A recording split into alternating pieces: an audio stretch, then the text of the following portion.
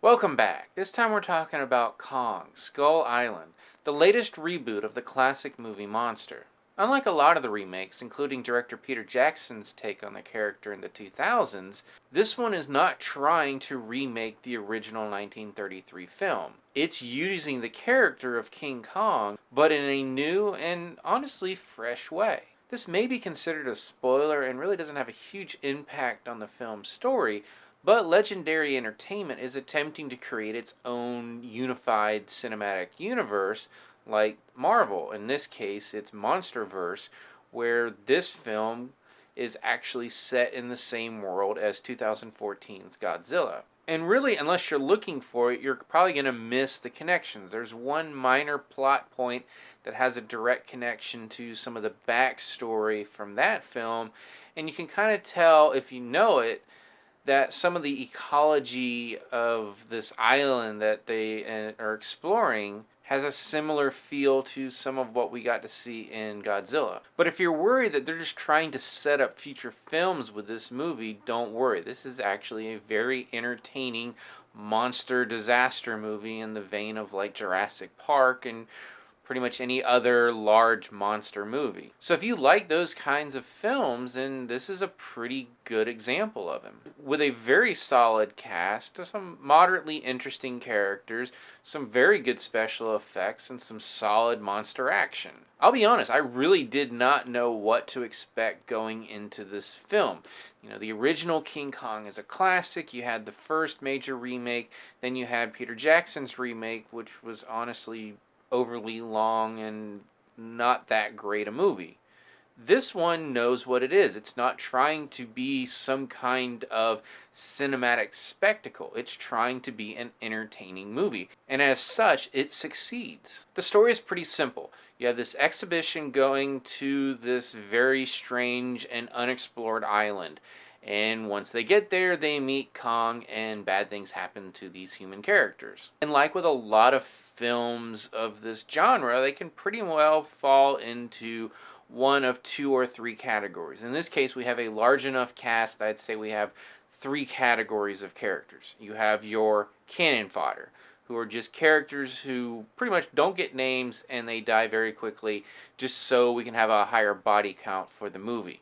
Then you have sort of the named cannon fodder. For them, you may have heard their name, you're not going to remember it most likely, but they're on camera enough that you at least recognize them for who they are until they most likely die. And then you have your main characters who do most of the talking, most of the foreground work, and they have at least a 50-50 shot of making it through to the end of the film.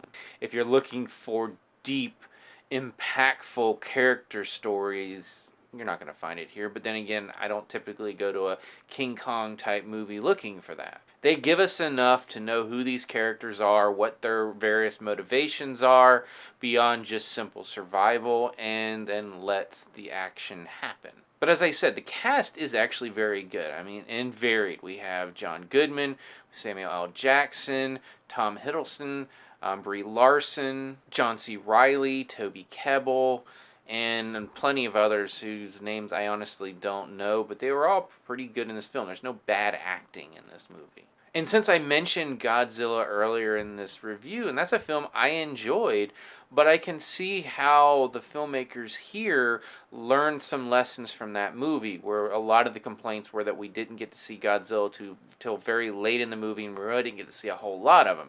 Here we get to see King Kong very early in the film, and then once the action hits, he's on screen a lot. And I will say, for a monster movie like this, it's not completely predictable who lives and who dies. I was taken by surprise. Not a huge surprise, but I was taken by surprise several times. That was a complaint I had with Jurassic World.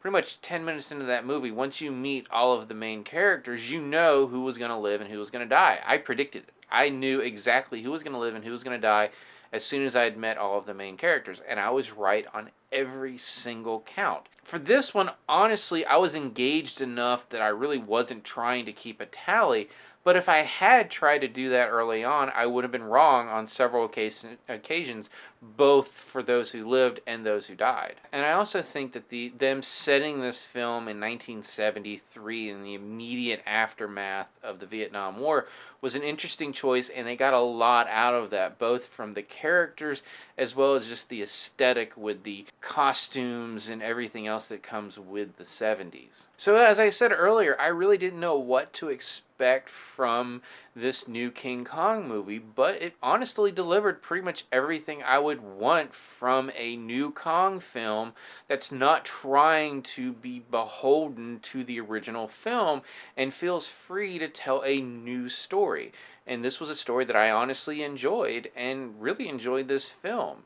I will say the violence is pretty intense. I mean, it pushes the envelope of PG-13. There's not a lot of blood, but I mean, a lot of people die in this movie, and they don't die easy. But as long as you're willing to accept that, again, I think this is a film that delivers on everything we could hope for from a new King Kong movie. So if you've seen Kong Skull Island, what did you think about it? As always, you can subscribe to my channel, check out some other reviews, and until next time, I'll see you at the movies.